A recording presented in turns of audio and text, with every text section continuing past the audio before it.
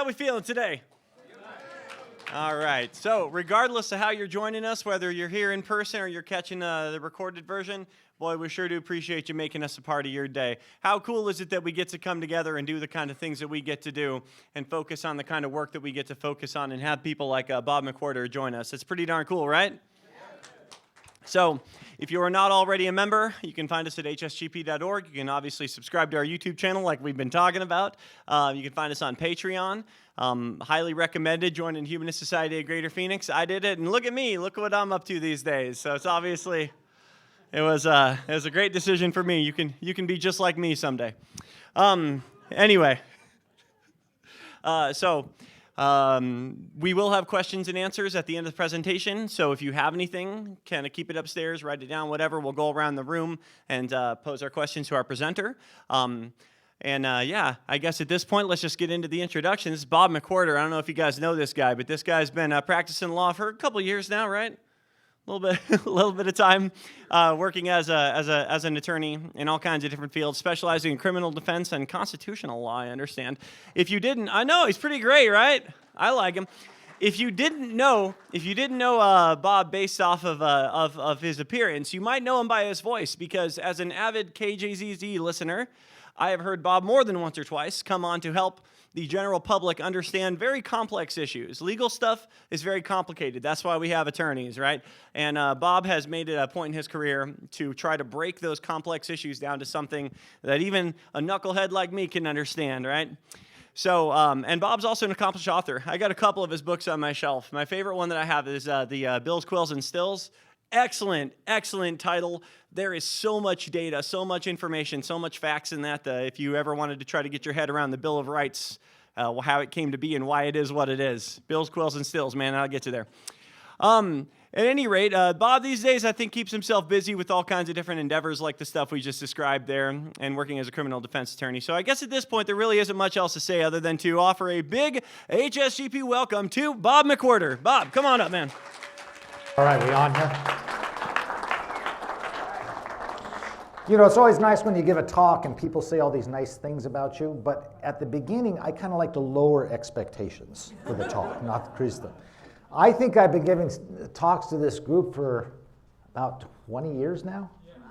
Okay, well, this group started in that buffet, which really worked out well because people would come for breakfast and they didn't mind if I spoke too long, because if I kept speaking, they could like bring out the lunch menu would come in too. But I pulled in and noticed there's a printed sign that says for the speaker. That used to be just done, you know, in a marker. Now it's, wow, this group has really arrived. Anyway, my book, by the way, I am proud to say is now banned by the Arizona Department of Corrections. The reason why it's banned is because of nudity. On a page, I've got a print from the 18th century, okay, like, you know, a classical nude. Not particularly erotic or period. It just doesn't work for me, but it's been banned because of nudity. So there you go. Also, another little public announcement. The Barrett Honors College has approved this course for the upcoming semester. Fall semester rather, and there's going to be a series of 5 public lectures in the evenings. I'll let your group know about it. You're going to hear 2 of them now, today and later on, but just I'll let you know about it, and anybody can attend those public lectures. All right, ASU. It's going to be at the Barrett Honors College at ASU, and that'll be the complete course, of which this is actually session 3 and 4 that you're going to get today, and then what, next week or couple weeks from now. All right. So, fixing the framers' failure, the 13th, 14th, and 15th Amendments, and America's new birth of freedom. This will be session 3, the 14th Amendment, defining a new nation. The world we live in, at least the legal world, the rule of law that we live in, really is defined by the Civil War amendments. The reason why that Bill of Rights that I wrote that book on even applies to us is mostly because of the 14th Amendment. America began with these words. We hold these truths to be self-evident, that all men are created equal. That's where things began. Somebody just said, what about women? As you may have known from a prior lecture, I looked up a grammar from the 18th century, and the generic men does refer to women too, okay? Although everybody here, most of the people in here, would not have had the right to vote when this was passed. But the concept was what was important, the idea that it's universal. That's the revolutionary thing about the American Revolution, the idea of universality of rights, and it begins with these words. Abraham Lincoln saw the Declaration of Independence as giving birth to America. I'd like to think that idea was mine, but actually I kind of just stole it from Abraham Lincoln, which is not a bad person to steal ideas from. As a nation, we began by declaring that all men are created equal. That apple of gold described our nation's core and eternal values, equality in the eyes of life, liberty, and the pursuit of happiness. We now practically read it as all men are created equal except Negroes. When the know-nothings get control, it will read all men are created equal except Negroes and foreigners and Catholics. Okay? The know-nothings were a political party that existed prior to the Civil War. A government denying one group equality leads to equality for only a few, which is, by definition, not equal, unequal. The Southern slave aristocracy was the stark illustration. Now, Alexander Stephens in 1861 gave the cornerstone speech. Now, Alexander Stephens and Abraham Lincoln had been friends before the war. They were both members of the old Whig Party. But he's vice president of the Confederacy. He's from Georgia. Our peculiar institution corrected Jefferson's erroneous statement in the Declaration of Independence that all men are created equal. Okay, right now, this is not American. Our new government is founded upon exactly the opposite idea. Its foundations are laid, its cornerstone rests upon the great truth that the Negro is not equal to the white man, that slavery, subordination to the superior race is his natural and normal condition. The Confederate Constitution was a total, pretty much a ripoff of the U.S. Constitution, with the exception of adding a few clauses. No law denying or impairing the right of property in Negro slaves should be passed. Look, any of these silly arguments that the Civil War was not about slavery, well, just go to the founding documents. Go to the secession statements. Go to Alexander Stephens' cornerstone. It was embraced. It was only later on, after they lost, that they glossed on this other idea of states' rights or other kind of nonsense, right? Lincoln rejected the belief that the Declaration of Independence only applied to white men. And September 4th, 1858, now this is before he becomes president, and when you have stricken down the principles of the Declaration of Independence and thereby consigned the Negro to hopeless and eternal bondage, are you quite sure that the demon will not turn and rend you? Will not the people then be ready to go down beneath the tread of any tyrant who may wish to rule them? So you start accepting slavery, or let's say in a modern concept, the lack of rights for any one group. Doesn't that just turn around and mean that you could be the next person? Now at Gettysburg, November 19th, 1863, these ideas all came together. 77 years ago, our fathers brought forth on this continent a new nation, conceived in liberty and dedicated to the proposition that all men are created equal. Okay, this goes right back to the Declaration of Independence. That we here highly resolve that these dead shall not have died in vain, that this nation under God shall have a new birth of freedom. Okay, now this defines the Civil War's higher purpose. At the beginning of the war, there were these discussions about, we got to preserve the Union, yada, yada, all that kind of stuff. Well, look, by 1863, that could not justify the carnage. It had to have a higher purpose, which really was the purpose all along, which is all men are created equal, ending of human bondage. And the government of the people, by the people, for the people should not perish from the earth. Okay, right there. It ties in the beginning of the Constitution itself. This is where you get the tie-in, the Declaration of Independence with the Constitution and its original purpose. See, the Constitution, for the most part, is just an owner's manual. It's not a manifesto. You got to get to the Bill of Rights when you start getting into manifesto, declarations of rights. This is Abraham Lincoln tying it all together. The Gettysburg Address is irrefutable. If you want to deny the ideas contained in the Gettysburg Address, it is really an operative definition of a racist. You want to deny the Gettysburg Address, you're a racist. Universal freedom is a democratic republic's only foundation. Freedom needs equality. You can't have one without the other. You want to have universality of political rights, the chance for everybody to say and speak their mind, to vote for who they want. You've got to have equality in your society. That is the struggle we continue to this day. Now, the 13th Amendment, okay, came in, neither slavery nor involuntary servitude shall exist, etc. It ended slavery, not the Emancipation Proclamation. It was the 13th Amendment that ends slavery. Congress shall have the power to enforce this article by appropriate legislation. That second section is just as radical and just as important, in some ways more so than even the ending of slavery itself, because it redefines the role of the federal government related to the states and related to people. Yet the old slave power continued to argue that free slaves were not citizens. Okay, they're free, but they're not citizens. Okay, so the need for the 14th Amendment, right after the Civil War and the 13th Amendment, Southern states passed black codes using antebellum slave codes as the basis. I mean, before the ink had even dried on the surrendered Appomattox, they started passing these things. The commenter noted the Louisiana legislature's whole thought and time will be given to plans for getting things back as near to slavery as possible, to just totally negate the 13th Amendment. This is where you get euphemisms used all through the South. The great euphemism, peculiar institution, but okay, an act to confer civil rights on freemen and for other purposes. Featured vagrancy laws, restricted movement, firearm prohibition for blacks, prevented from suing or testifying, apprentice systems, which locked young black men principally in kind of labor contracts for which they could not legally leave, all under this euphemism, an act to confer civil rights on freedmen. Texas imposed fines for leaving home without permission and impudence.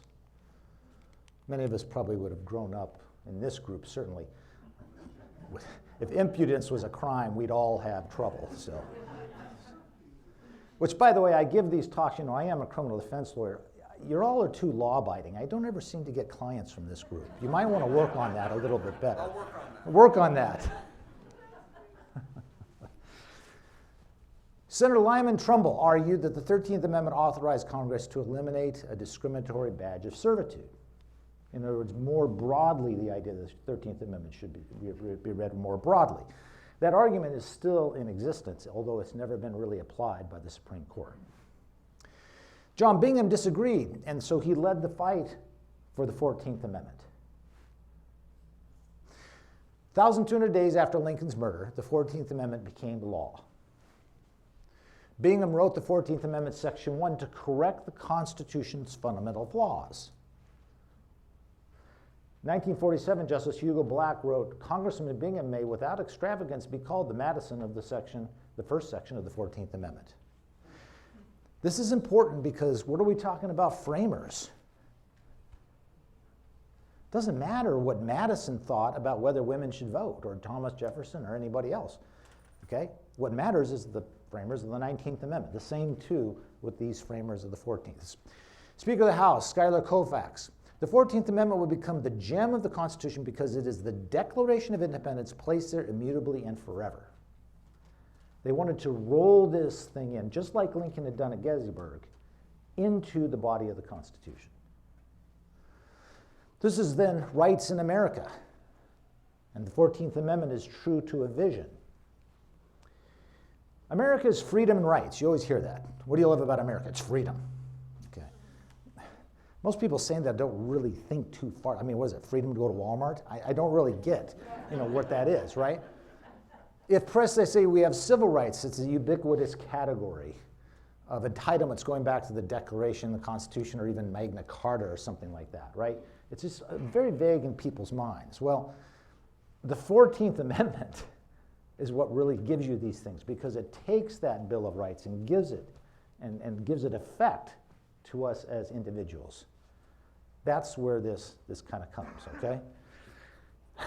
Right here, I mean, a lot of what I've already said would just get some people really upset about this. I mean, usually it's the kind of people, it's not that they say that Jesus wrote the Constitution.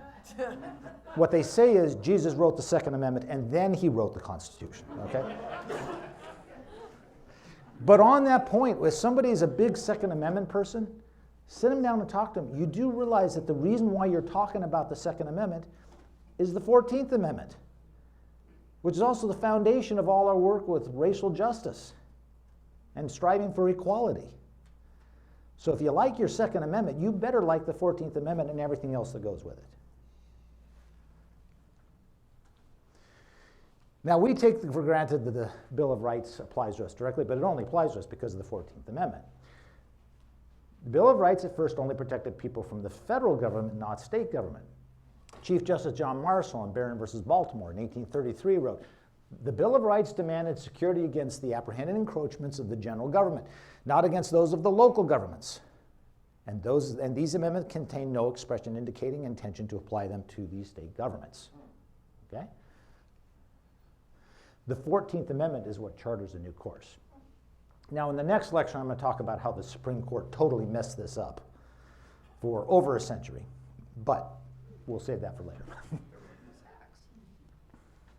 I prepared the first section of the 14th Amendment as it stands in the Constitution to meet Marshall's objection that the existing amendments are not applicable to and do not bind the states. Being in the Reconstruction Congress and the nation that ratified the 14th Amendment meant by stating no state shall for the Bill of Rights to apply to the states and the national government to enforce them. So when you hear these arguments about all this federal encroachment, blah, blah, blah, they're usually talking because they just don't like the rights that are being enforced. Because we have national values on these issues, not some local sheriffs. All persons born or naturalized in the United States are citizens of the United States and of the state. No state shall make or enforce any law which shall abridge the privileges and immunities of the citizens of the United States, nor shall any state deprive any person of life, liberty, or property without due process of law, nor deny any person the equal protection of the laws. Wow. This is Section 1. Now, there's other sections of the 14th Amendment I'm not dealing with today, but this is Section 1. This is the heart of the thing. The Bill of Rights now applies directly to us. This is why today we talk about, oh, I have a First Amendment right to speak. In 1833, you wouldn't have said that. Nor would you have said, I have a Second Amendment right to bear arms. Originalism, okay? Congress shall have the power to enforce this article by appropriate legislation. Totally reshuffled the deck of American government. What original intent? I happen to be an originalist. But is it the original intent of 1791? Well, in many things, it is the original intent of the framers in 1791, or in 1870, or 1865 to 1870. These guys are what matters for most of these questions. The basis for almost all cultural war litigation is the 14th Amendment. And it's their intent on these questions that matter, not the fact that Thomas Jefferson owned black people. The framers in 1868 supersede the framers of 1791. So when somebody pulls out that kind of usually out of context quote from James Madison, most of the response really should be, well, so what? He doesn't matter on this. Now, he matters on a lot of stuff. I don't mean to denigrate the original framers, but on these questions of racial justice, you're not talking about them.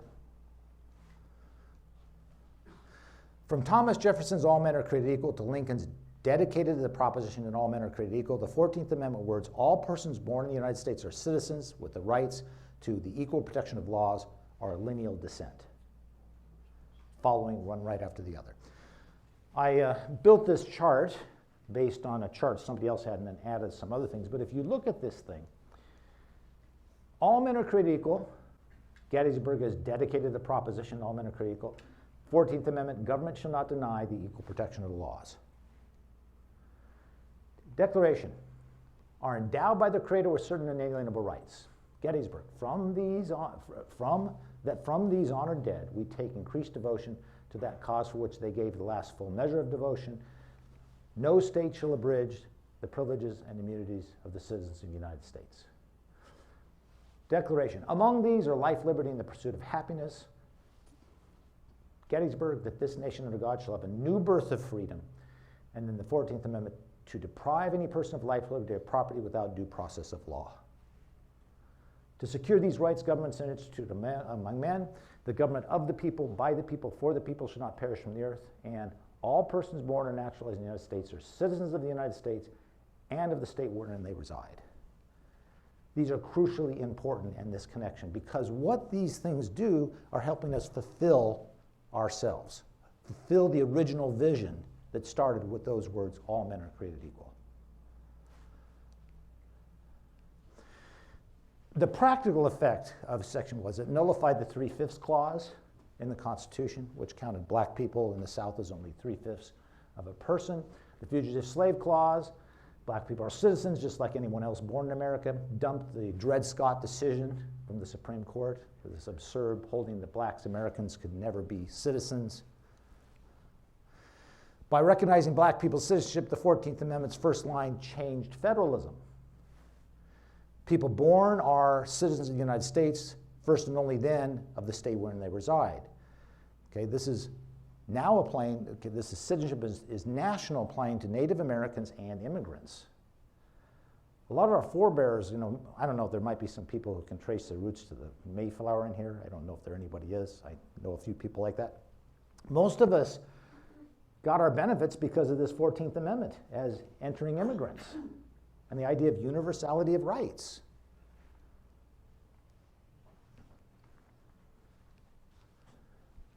By design, these clauses apply to and protect everyone, not just black people. Dred Scott also held that blacks could not enjoy the privileges and immunities of citizenship.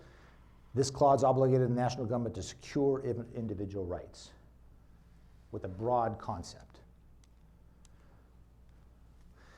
Section 5, Congress shall have the power. This section leaves no doubt of the framers' intent to enforce it with full federal power, including Department of Justice, federal courts, and the military. Reshuffled the deck of American government. National government now had authority to intervene in local affairs to protect the basic rights of all Americans. And the pushback on these arguments is always something akin to state rights. And you'll see that still coming today. You're interfering in the local law of Arizona or some nonsense. So how did they craft this thing? Okay. By the way, black people spoke for themselves. A lot of the results of these were the results of black self-determination and other groups fighting as well. April 1867, Colored Massachusetts Convention in Mobile, Alabama. They claimed exactly the same rights, privileges, and immunities as are enjoyed by white men. We asked nothing more. We would be content with nothing less. Speakers did not demand social equality in private interactions, but so long as a park or street is a public park or street, the entire public has a right to use it. So long as a car or a steamboat is a public conveyance, it must carry all who come. It would take America over 100 years to get there. The legislation and the 14th Amendment intended to get there. It was hobbled by the Supreme Court, but it wasn't until Rosa Parks and others started pushing back. By the way, all of this was planned. The Rosa Parks, all that stuff, brilliant legal strategies set up all through this, mostly by strategic thinking black people. Now, Congress takes charge with civil rights. The 14th Amendment was not Congress's first action to expand the blessings of liberty. In 1863 to 1866, Congress took up social welfare legislation to help millions of black people leaving bondage. Ohio Senator John Sherman, we are bound to protect the freedmen from the rebels of the southern states. Now, Alexander Hamilton in Federalist 78 wrote, courts are the guardians of rights. But Dred Scott and other Supreme Court cases showed that the court had failed in doing so. Congress would determine this new birth of freedom, not the courts. 1866, was the first Civil Rights Act. This is, by the way, where the term civil rights comes from, is the 1866 Act. Okay, the first law to define citizenship and affirm that all citizens are equally protected by the law. Immediate intent was to protect African American civil rights. The broader purpose was to expand the civil rights of all Americans. They created what was called the Freedmen's Bureau, which was an idea of Abraham Lincoln's. Before his murder, President Lincoln initiated the bill. On March 3rd, 1865, Congress authorized the Freedmen's Bureau in the War Department, an act to establish a bureau for the relief of freedmen and refugees. Okay, aided freed slaves in the former Confederate States. In 1866, Republicans won control of Congress and expanded the Bureau's scope and purpose. Whatever you may think about the policy of affirmative action, and there's a case right up now in the Supreme Court, as probably many of you know, which could pretty much end it, I don't think that is unconstitutional. If you look at what the framers of this Constitution intended, sending down troops, federal courts in the South to enforce racial equality and balance, affirmative action is small potatoes. Now, you may disagree with it, in fact, you may not think it's effective, or whatever the policy arguments, political policy arguments you may have about affirmative action. It is not unconstitutional if you are an originalist. I will point out that very likely the originalists on the Supreme Court are the very ones who are probably going to overturn it on the basis of a constitutional issue. And I think they are fundamentally wrong. I have probably just accepted the fact that I will probably not make it to the United States Supreme Court, so we can just kind of accept that just is left there. Union Army General Oliver O. Howard was both the Freedmen's Bureau's commissioner and founder and president of famous Howard University, the kind of Harvard of all black colleges. To provide the constitutional foundation for the Freedmen's Bureau in the 1866 Civil Rights Act was the 14th Amendment's purpose. Because again, you had this argument going on about whether the 13th Amendment was enough to do all this. And by the way, this included marriage rights. See, slave marriages were informal because legal status would make a slave more difficult to sell. So slaves were denied legal recognition of their marriages. I mean, sure, masters would have some kind of ceremony, there might even be a preacher, but nothing conferred legal status of marriage. The Freedmen's Bureau performed marriages for freed couples, viewing it as a fundamental right. This leads to what I've always said is the best named Supreme Court case in history, called Loving versus Virginia. I swear they had to have picked that case just because of the name. A century later, the court comes in and basically says, yeah, you cannot deny the right of marriage to a black and white person to be together, to be married. You can't deny that right. It's a fundamental right. I will tell you that I have wasted a considerable amount of research time to see if Virginia's for Lovers came from the Loving versus Virginia case. I have not been able to find a direct link, but it just kind of has to be, you know? Judge Leon M. Basil, ruling on Virginia's 1924 Act to Preserve Racial Integrity, wrote, Almighty God created the races white, black, yellow, Malay, and red, and placed them on separate continents, and but for the interference with his arrangement, there would be no cause for such marriages. The fact that he separated the races shows that he did not intend for the races to mix. The judge who heard their case, the criminal case in the first instance, the Lovings. Yeah, he's a judge, man. So, among other things we can say he's a really lousy biologist, okay, because it has nothing to do with DNA. So, I mean, it's like, hey, Leon, you do realize all our ancestors started out as black. You do get that, right? Okay, but this was what the Supreme Court overturned. And a lot of times people talk about, oh, loving is different, and if you're talking about same-sex marriage, it's different. Well, this case was infused with religiosity, at least on part of the judge. Marriage is fundamental, overturning Virginia's ban on marriage between blacks and whites. The great Earl Warren writes, marriage is one of the basic rights of man, fundamental to our very existence and survival. To deny this fundamental freedom on so unsupported a basis as the racial classifications embodied in these statutes is directly subversive to our friend, the 14th Amendment. Again, Virginia is for lovers, right? In the amicus brief, there for Loving versus Virginia, there was several Catholic bishops. I actually knew the priest lawyer who wrote this brief, and they argued that the Virginia statute violated the free exercise of religion. Because for a Catholic marriage, for a bishop or a priest to recognize a Catholic marriage, race has nothing to do with it. They have their own criterion for what is a sacramental marriage, but race has absolutely nothing to do with it, and the worldwide church has never had anything to do with it. So they argued, and I think correctly, that this Virginia statute violated their free exercise of religion. Well, I think that's sauce for the goose. If you have another denomination, and I'm sad that the Catholic Church has kind of lost this, but if you have a religious denomination that wants to recognize same-sex marriages as a religious tenet, they have a free exercise right to do so as well.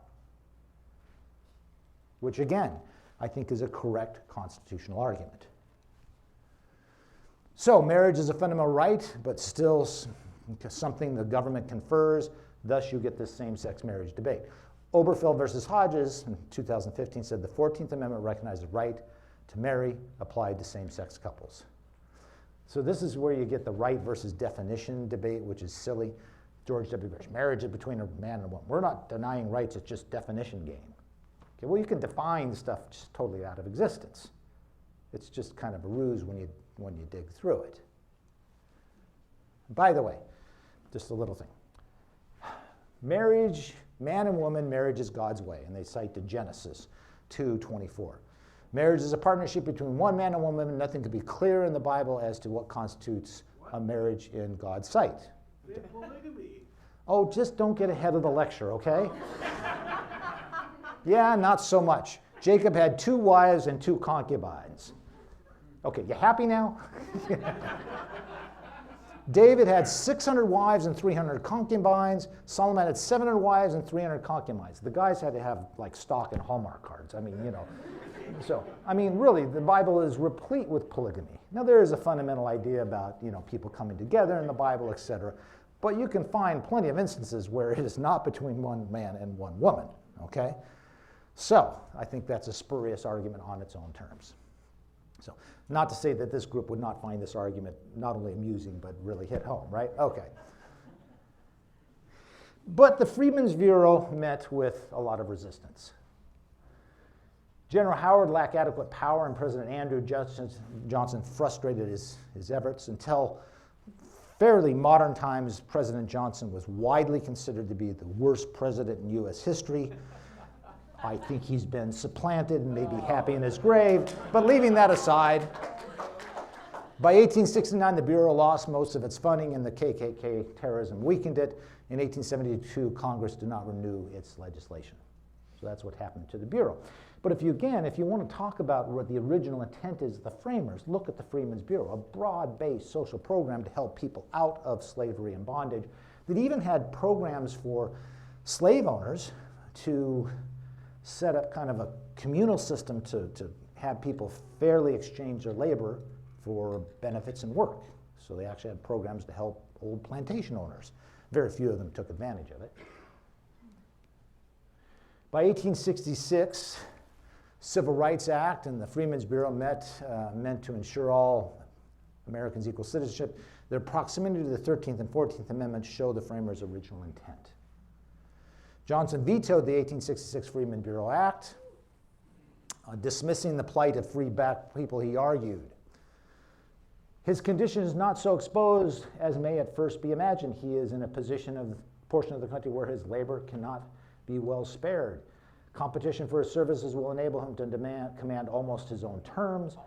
He also possesses a perfect right to change his place of abode and to move to another where that labor is more esteemed and better rewarded. There is no danger that the exceedingly great demand for labor will not operate in favor of the laborer. What I find fascinating about this is not only the cringeworthy lack of understanding of what was going on at the time, but that you will see arguments today that are rather similar to this. Johnson remained committed to white supremacy by resisting any increase in national power. Democrats argued that their own race, that helping black people was unfair and objecting Congress was creating one government for one race and one for another. In other words, this is unfair to white people. The Reconstruction Congress again overrode Johnson's veto, showing the 14th Amendment's underlying intent. By the way, the first overriding of presidential vetoes was Andrew Johnson in this legislation, which shows, again, the real intent of the country and what the intent of these amendments was. Johnson's strife with Congress led to the 1868 impeachment for violating the Tenure Act, the first impeachment. We seem to see impeachment articles floating around with a fair degree of regularity in our times, but this was the first one. The real issue was Johnson's inability to accept that America had fought and died for a new birth of freedom. When you get right down to it, forget the arguments of what were being made. This was the underlying issue. But the violence would continue. Freeman's Bureau became a target of hate.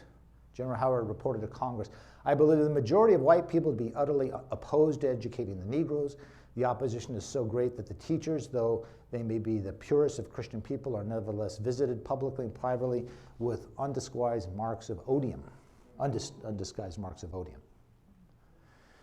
That odium turned violent.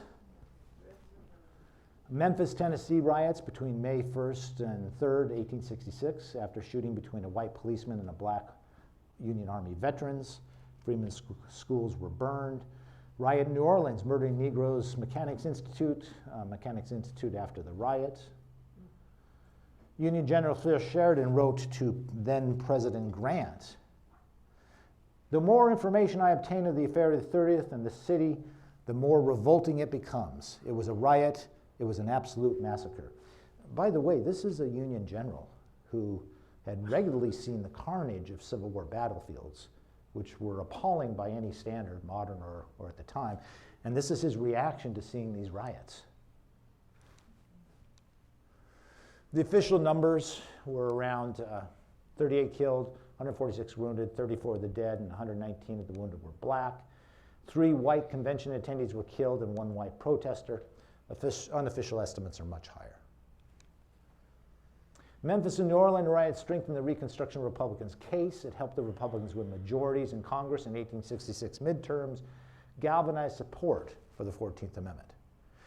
This is not just showing some little group of Congress people, well, congressmen at this point, making decisions. This shows what the real feeling of the nation was after we had just fought the Civil War.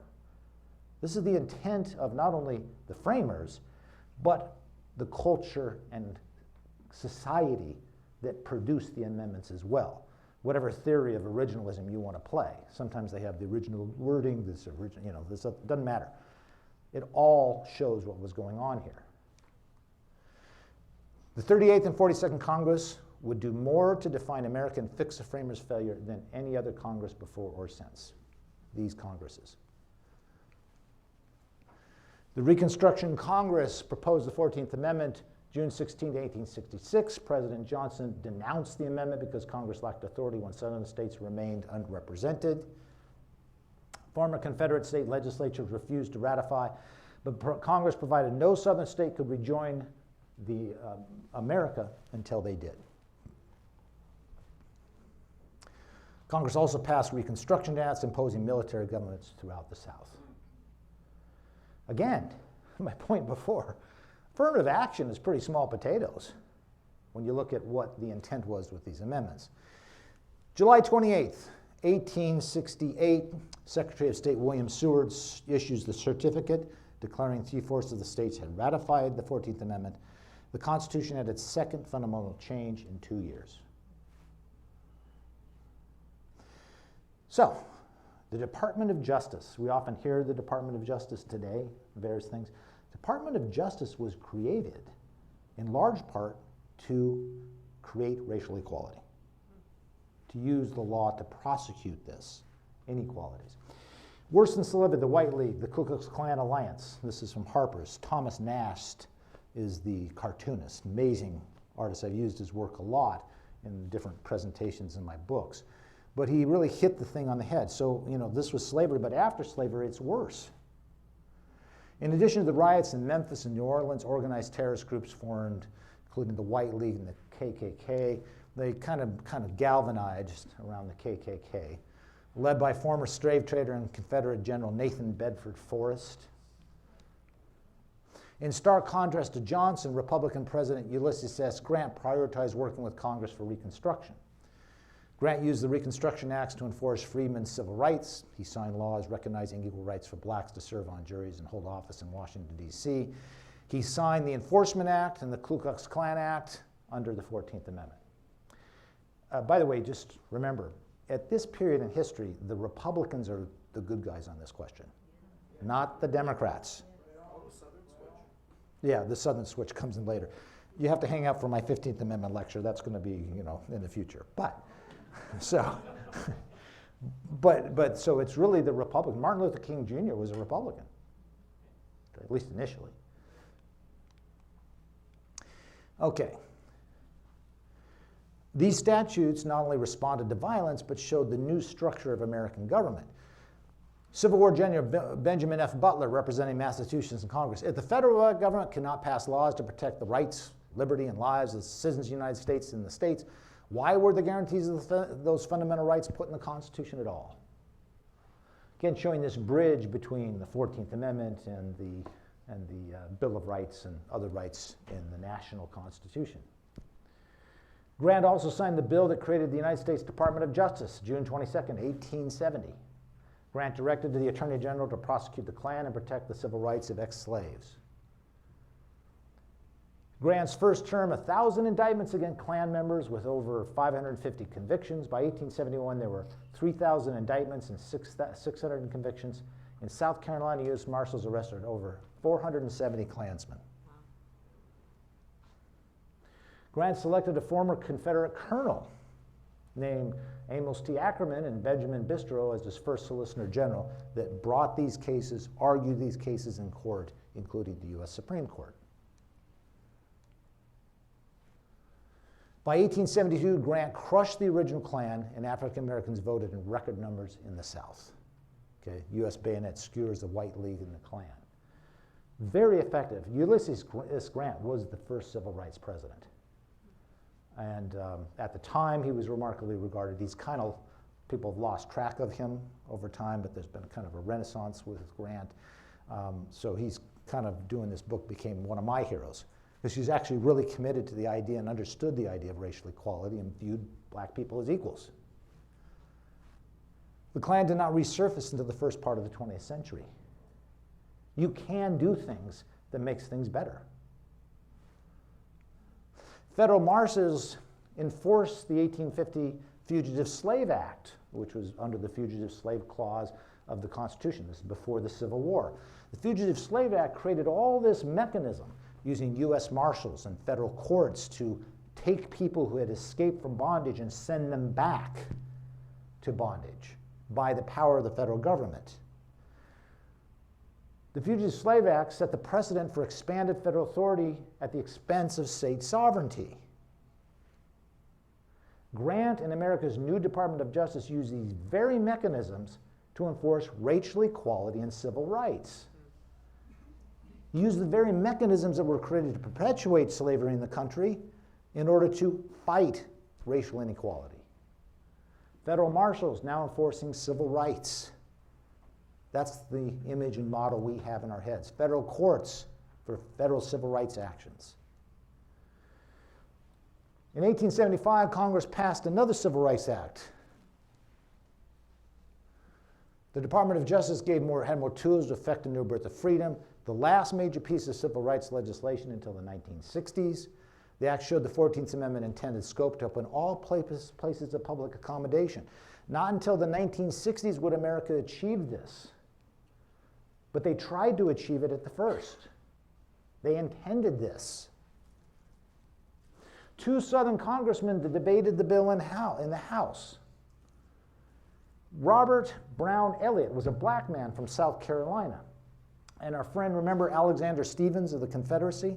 Somehow he got himself in as elected from Georgia in the House of Representatives. So despite the fact that he was like, vice president of the Confederacy, and obviously, well, he was able to finagle his way back in. Stephens had argued the great truth that Negro is not equal to white man, that slavery, subordination to the superior race is a natural normal condition. Well, Robert Brown Elliott kind of takes him to task. He got the better of this debate. This bill's passage would determine the civil rights status of not only the Negro, but for any other class of citizens who may feel themselves discriminated against. That means everybody in this room has a way to argue.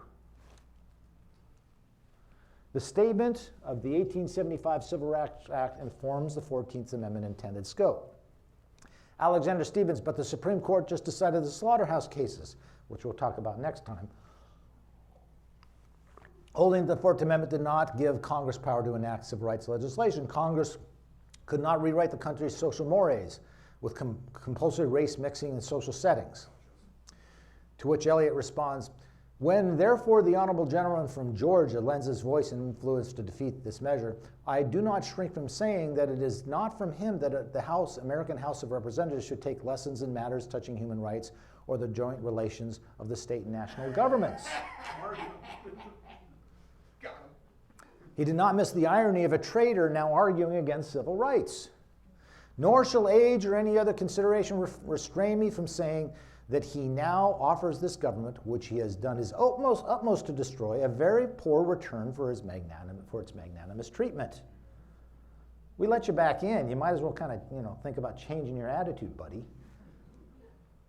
Regarding segregation, two separate people sharing one land is immoral. He was prophetic. 100 years later, the Supreme Court finally recognized the immorality of segregation in Brown versus Board of Education. Newspaper stories reported regarding Eliot's speech, no more dignified, skillful, exhaustive teardown of the false theories raised by caste alone has ever been witnessed in the legislative halls. He not only made short work of the arguments against the act, but of Stephens' old claim that the Negro is not equal to the white man.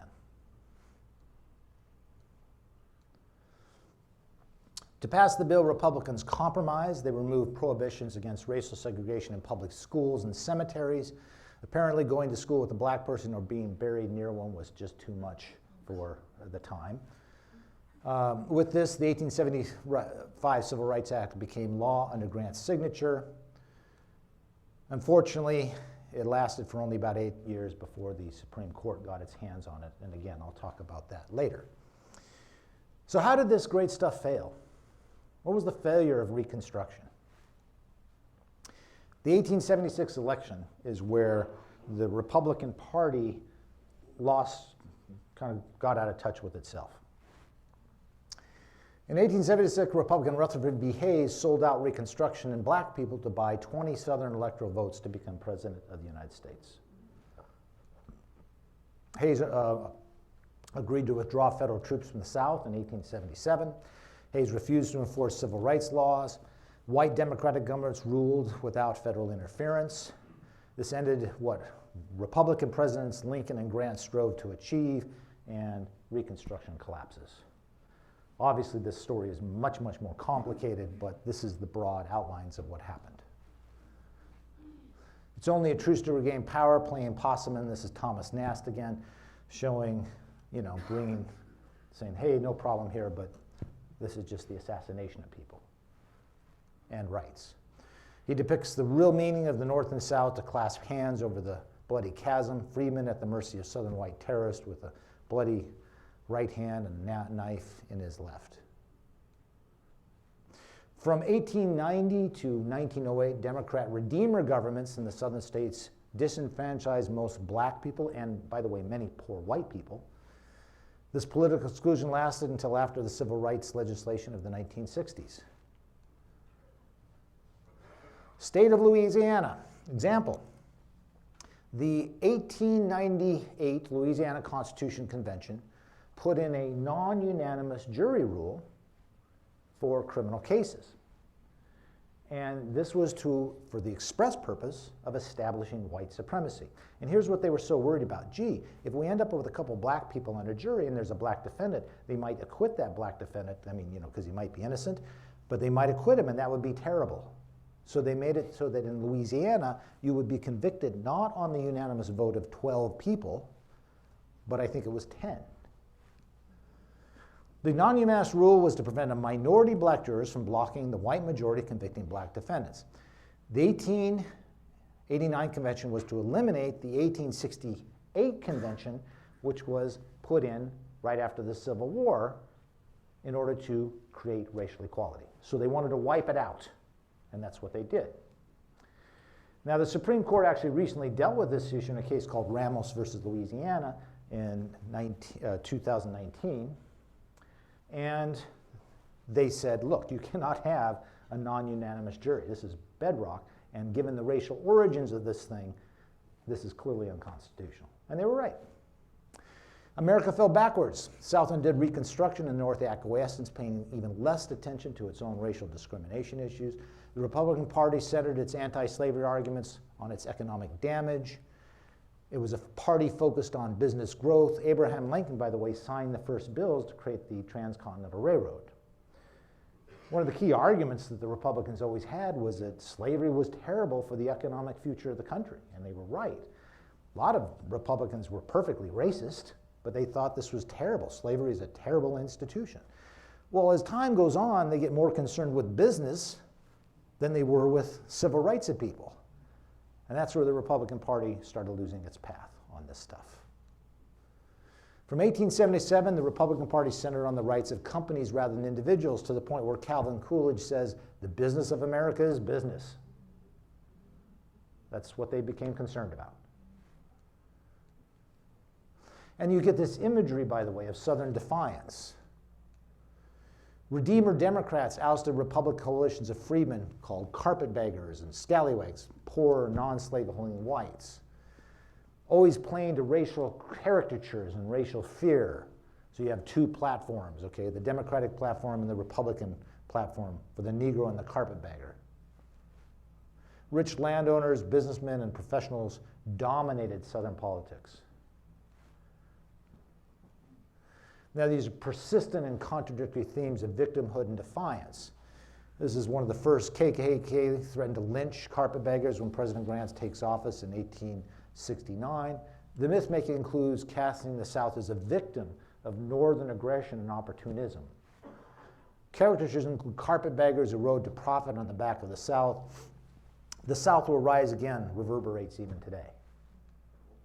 I don't see why you would want that South, but they still talk about that, right?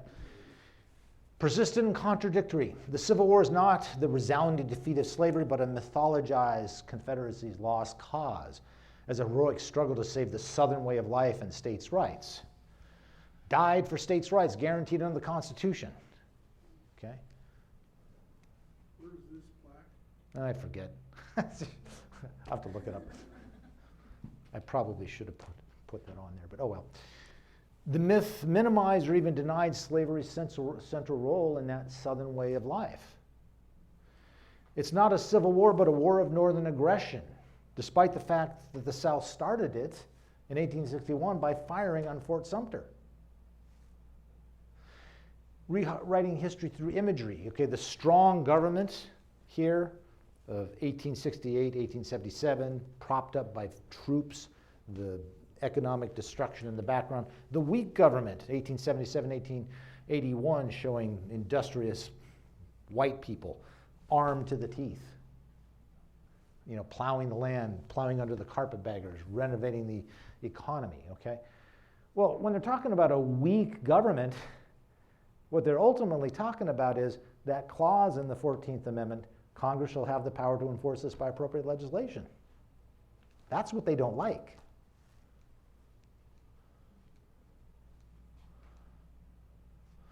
Okay, this echoes, by the way, in modern politics all the time. The reality was terrorism for black people. Voting rights eliminated, which is the subject of my other talk on the 15th Amendment. You get the Jim Crow, the Southern myths. All African American men become Jim Crow and lazy and shifty. Jim Crow laws, 1892, the New York Times article about voting laws in the South first used the term Jim Crow. Jump Jim Crow is a song and dance caricature by white actor Thomas B. Rice in blackface in 1832, which then becomes this caricature. By 1838, Jim Crow became a pejorative expression for Negro. Jim Crow laws were racial segregation until the end of the 19th century. Books go to war. Jefferson Davis writes, the rise and fall of the Confederate government. Slavery was in no wise the cause of the conflict, but only the incident. Well, first of all, what the hell does that even mean? I mean, I'm not sure what that means. Confederacy was not a rebellion because sovereign states could not rebel. It was all about sovereignty. Davis' distinction between cause and incident remains as vague today as when he wrote it. Fiction dependent on the view of slavery one could call it silly if the facts were not so gross. Never was there happier dependence of labor and capital on each other, he talks about slavery. The African slaves were born into slavery to barbarian masters, untaught in all the useful arts, reared in heathen darkness, sold by heathen masters. They were transferred to the shores, enlightened by the rays of Christianity.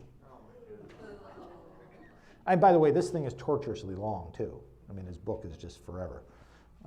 I probably should have said that I had read that book. I just couldn't make myself do it. I mean, it was just too long. So I kind of got the Cliff Notes version. Okay, fine. Our friend Alexander Stephens, okay, vice president who argued that slavery was the cornerstone. Less than 10 years later, he writes a constitutional view of the late war between the states, 2 volumes, that the war was really about states' rights. So he spends his time contradicting himself. The myth is perpetuated to this day. Confederate General Edward Alexander furthered the fiction. As for the causes of the war, it will, of course, be understood that every former Confederate repudiates all accusations of treason or rebellion in the war, and even of fighting to preserve the institution of slavery. The effort of the enemy to destroy without compensation was practical robbery, which, of course, we resisted. Okay, that is the most circular of arguments. In other words, we weren't fighting about slavery, but you were going to take our property away, who happened to have been our slaves, without compensating us, and that's why we fought. Really, I mean, it's not that much more complicated if you take a lot of the verbiage out. He ignored, by the way, that Lincoln and the North continually offered generous compensation plans for slaveholders before and throughout the war as late as 1864. Lincoln was always trying to end this by this compromise. And in fact, even when it wasn't going to happen, he kept doing it as a political expediency to show that this was the purpose. He recognized the unanimity and the desperation of our resistance, even to the refusal of Lincoln's suggested compensation at Fort Monroe after the destruction had already occurred, clearly showed our struggle to have been for the right of self-government. So even in his own justification, he recognized that Lincoln was still going to compensate, which was not about us not compensating anyway. Now, this is just the introduction to his book on different battles in the Civil War. But, I mean, it doesn't take a lot of ability of critical thinking to cut through this very quickly. The right of self-government violently denied not only every black person, but most poor whites. History books go to war. Racist professors gave the myths an academic gloss. Burgess and Dunning, I think he was a political scientist and a historian, created this, what was called the Dunning School. All of these little PhD students started writing this stuff at Columbia University, and it was just presented Reconstruction as a disaster. Its fundamental problem was granting black men vote because they were congenitally incapable of exercising it. His adherents celebrated the KKK as defenders of democratic self-government. So I will tell you, by the way, that on the campaign trail, whenever I give a speech to black people, they are the most discerning and insightful of voters because they know the value of what they have.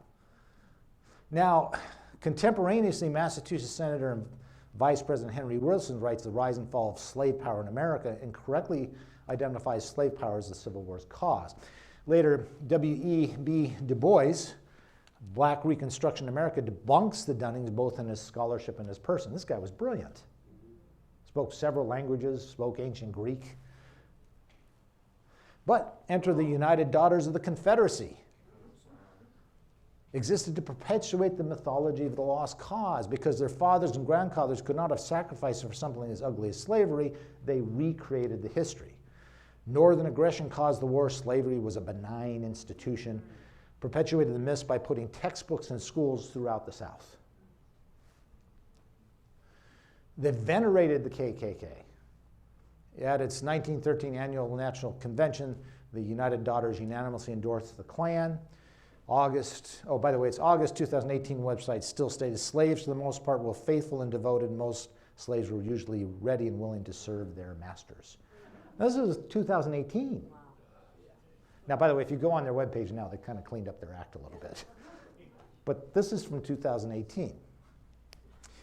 W.D. Griffith's silent film, Birth of a Nation, ends with the disenfranchising, rearming blacks. This movie probably started the Ku Klux Klan back in existence.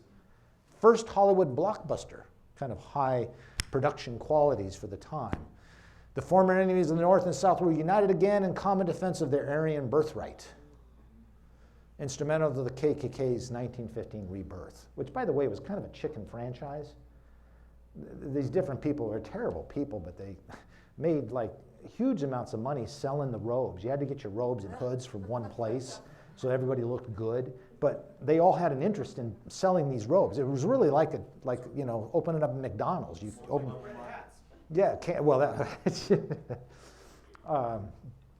open up a Klan franchise, etc. Multi-level marketing. First early examples of it in America. The winners of the Civil War ended slavery and brought forth a new nation conceived in liberty. But the losers who fought for a slave-holding aristocracy wrote history books, creating many of the misconceptions that trouble us to this day. Dunning Reconstruction myth goes in the Supreme Court in as late as 1947 in a case called Screws versus United States. It is familiar history that much of this legislation was born of that vengeful spirit which to no small degree envenomed the Reconstruction era, leading to clearly unconstitutional laws. That's absolutely wrong. Frankfurter later wrote in the United States v. Williams, conditions during Reconstruction were not conducive to the enactment of carefully considered and coherent legislation. Well, that is absolutely wrong. What these framers did was very considered and very thought out, and they had had years to do it as they were fighting the Civil War. Which, my next talk is session 4, okay, amendment defining a new nation, which is the Supreme Court versus the Gettysburg arrest. Did they even read the 14th Amendment?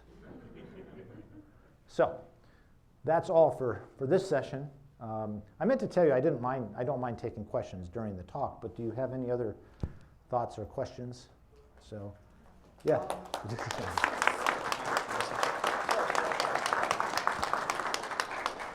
All right. Okay, and just before we get to the questions, it's are we live streaming at Cat, or is that not happening? Okay, well, who needs it? We're recording. This will be up later. So if you have questions later on this recording, drop them in the comment section, and I'm sure somebody will charitably give you a respectful answer. All right, so we're going to go around the room for some questions and whatnot. Keep in mind, once again, if you're not already subscribed, please subscribe to our YouTube channel and drop us a like, leave a comment. All that engagement and stuff kind of helps us get more views to our channel, and we can take all the help we can get. So let's get started with a question for our presenter right here. Go ahead. Hi. Hi. Just drawing parallels to the modern political landscape, I noticed the recurring word carpetbaggers, and that always stuck in my mind because I thought it was a funny word, but I noticed it seems like carpetbaggers were used as an excuse. If you don't do this, carpetbaggers will come into your town, blah, blah, Right. blah, blah, blah. It almost feels like I feel like, has anyone else noticed how the word groomer has blown the hell up in the last few years? I feel like it's almost equivalent labels, just some Right. quick label that sounds good. And I was wondering if carpetbagger was sort of, at that time, that sort of term. Yeah, well, first of all, it comes from the fact that bags, they used to take carpet and make the bags. So cheap bags, you staple together with carpet. yeah, carpet bags. And so it had to do with a lot of, I think it was mostly a myth, but a lot of white people coming down, doing stuff like in the Freedmen's Bureau, but also engaging in business and whatnot. And you have a bunch of people who have all of a sudden were part of the powered class, now disenfranchised literally after the Civil War. And so this is the reaction to that and creating a mythology about this whole thing. South is the problem they had because of itself. I mean, it's still the most economically depressed area of the country because of this legacy of slavery. Slavery is just bad for business. But yeah, so they create this myth that the cause was that. And it's getting used today because that's coded language in today's political environment. It's definitely a coded language. So. All right, I got a question over here. Go ahead. Thank you. I'd like, well, your perspective, but first I'd like to point out, like, we have Justice Amy Coney Barrett saying that, oh, these various, and Thomas is there too, these various decisions were done incorrectly considered, and she names them. She did not name Loving versus Virginia. Yeah. Okay, but Roe versus Wade, Yeah. Obergefell versus Hodges, and Griswold versus Connecticut. Okay, and I'd like to point out that of the four, Loving versus Virginia is not against Catholic theology, interracial marriage. Right. All the other three are strictly forbidden by Catholic theology.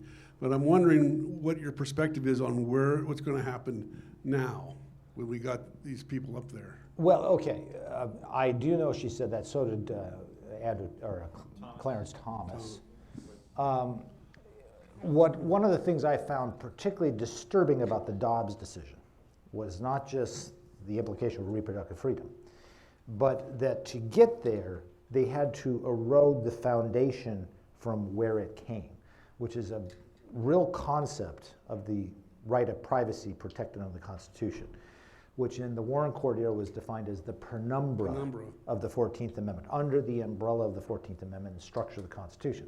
So to get to where they wanted to go, they're starting to erode that. That penumbra includes as far back as Griswold versus Connecticut. Right, so I mean, Right. married couples cannot have contraception. Are we going to be looking at that again? Well, yeah, I mean, but I got to tell you, yes. According to that, I doubt that they're going to get enough members of the court to go there. I mean, I would really be shocked. I would have said the same thing about the Yeah, we said the same thing a year ago. Yeah, okay, We don't trust those people as far as we can. yeah. Look, people ask me what you can do about the court. My best advice, leaving aside all this ideas of court packing, I can give you the history of court packing if you want all that. The best thing you can do is buy Clarence Thomas a subscription to Omaha Steaks, you know, the extra marble kind. I mean, really, you just got to wait. And you've got new justice coming up. Kenja Brown Jackson is wonderful. And she gets this, she professes herself to be an originalist, but she understands this. So I will tell you that I sent her chambers a copy of my book. I got a nice letter from probably an assistant to an assistant sending me back a response. Deputy assistant underling. Yeah, my hope is that one law clerk's going to grab the book on the shelf someday and be able to use it in an opinion. That would be my hope. But you know, there's a new court coming up, and I think that Democrats, to put this in stark political terms, are not asleep at the switch anymore on that issue about the Supreme Court. I was going to make one little political Right.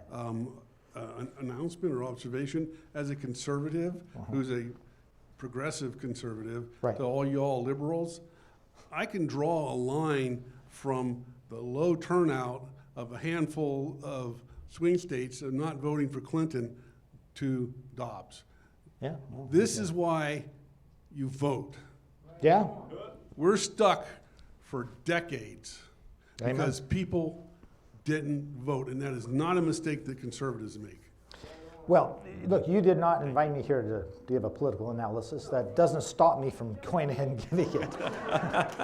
But I do recognize the distinction of what I was asked here for.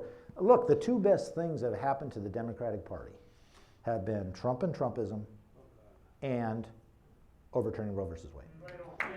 That's the two best things.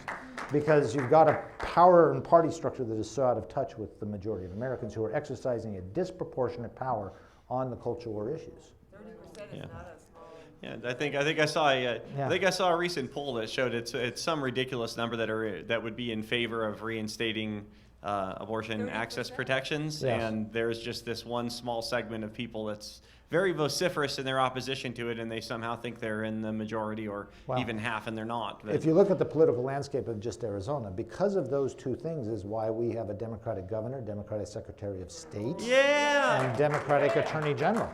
I mean, my apologies to the Republicans in the room who are principled Republicans, sure. but you got to get a hold of your party. Trump is terrible for the Republican Party. He's not terrible for the Democratic And Party. frankly, not to get too much political tense because we have questions, but Okay, it's sure.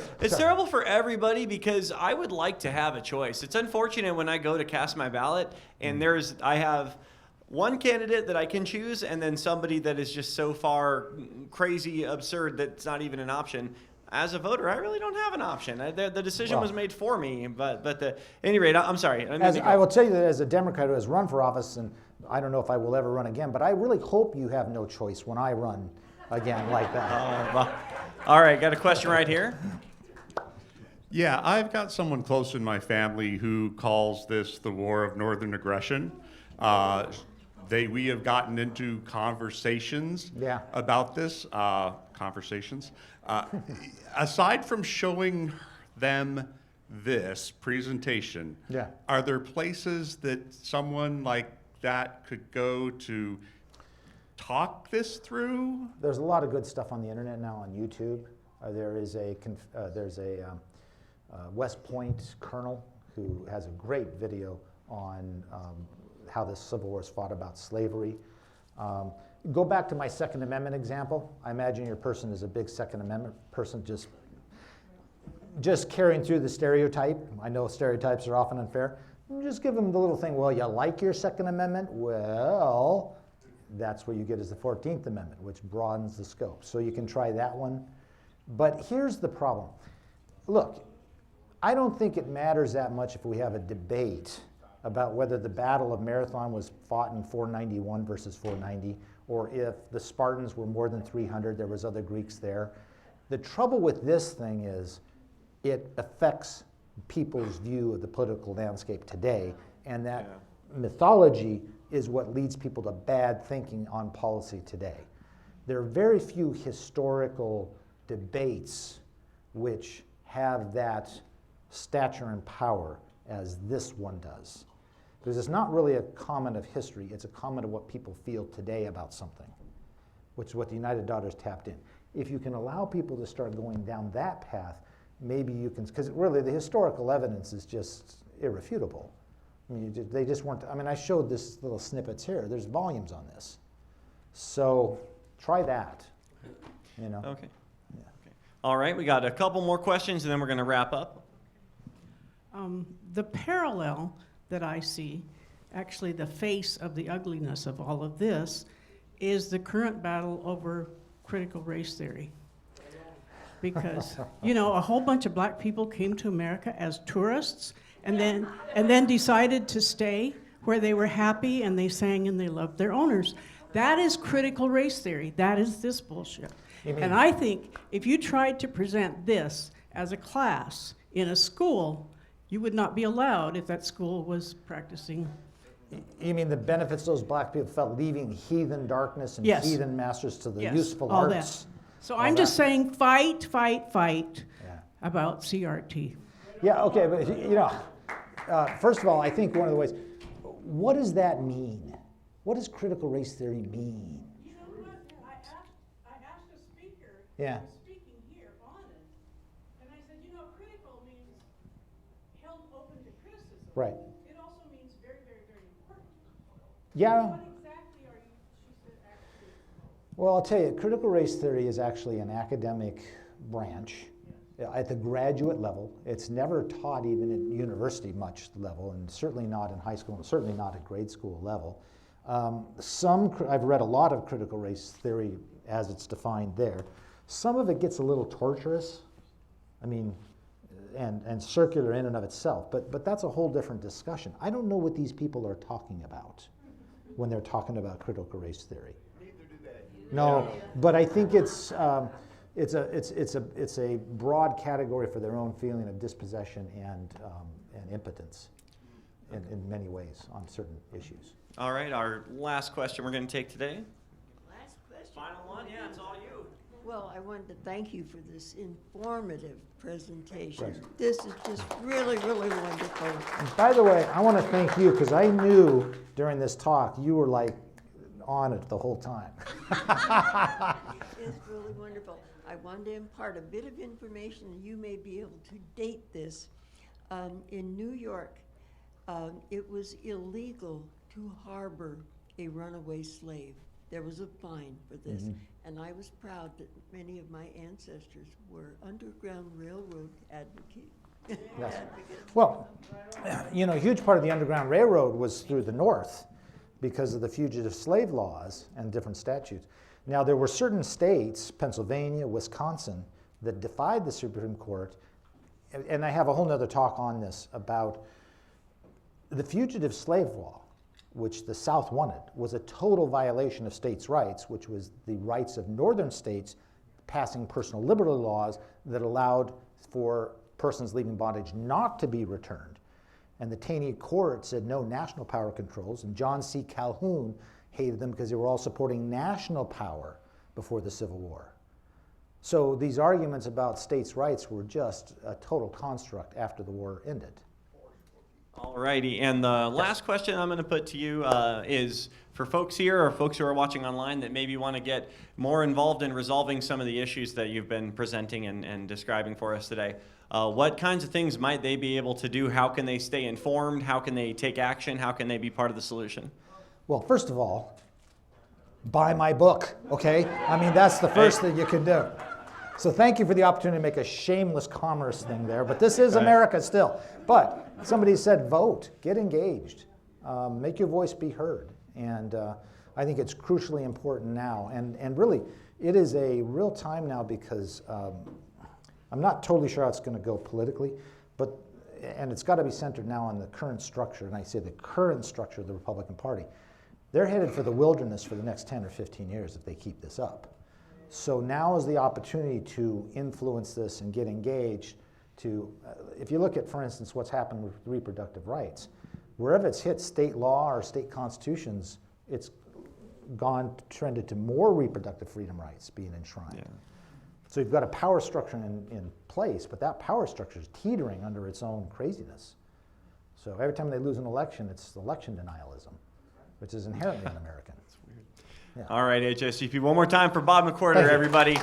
Thank you so much for making us a part of your day. Remember, if you're not already subscribed, to do so. Drop us a like, be part of this conversation. And for those of you who are here in person, we are having a board meeting. I think we're starting in about a half an hour. If you'd like to stick around, it is open to the public. You can see how it is that we do what we do. And for those of you first-timers, man, we sure hope we see you again. We're doing a lot of really cool things. We have a lot of great stuff coming up down the pipe here. So stick around, be part of this cool thing that we're doing. And thank you so much for making us part of your day. Have a good day, everyone.